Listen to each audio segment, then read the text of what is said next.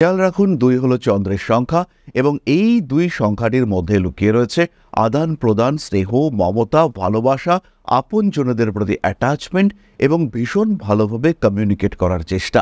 ২ সংখ্যার মধ্যে লুকিয়ে রয়েছে হিলিং পাওয়ার, ২ সংখ্যার মধ্যেই লুকিয়ে রয়েছে স্নেহ, ২ সংখ্যার মধ্যে লুকিয়ে রয়েছে মাতৃত্ব, ২ সংখ্যাটির মধ্যে রয়েছে আমাদের কনসেন্ট্রেশন।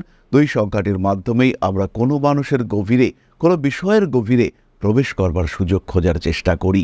২ সংখ্যা আমাদের এনে দেয় বন্ধুত্ব, ২ সংখ্যা আমাদের মনের মধ্যে বিভিন্ন অনুভূতির সৃষ্টি করে।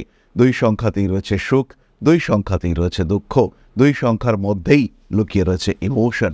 তাই এই সংখ্যা যে সমস্ত মানুষকে ইন্ডিকেট করে তারা কিন্তু একটু বেশি ইমোশনাল, তারা কিন্তু একটু বেশি ভাবুক, তারা অন্যদের থেকে একটু বেশি ক্রিয়েটিভ।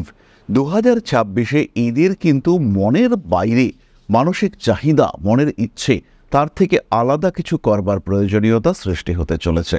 ২ সংখ্যার এই মানুষগুলির ক্ষেত্রে কর্মতৎপরতা ২০২৬-এ প্রবলভাবে বাড়তে চলেছে।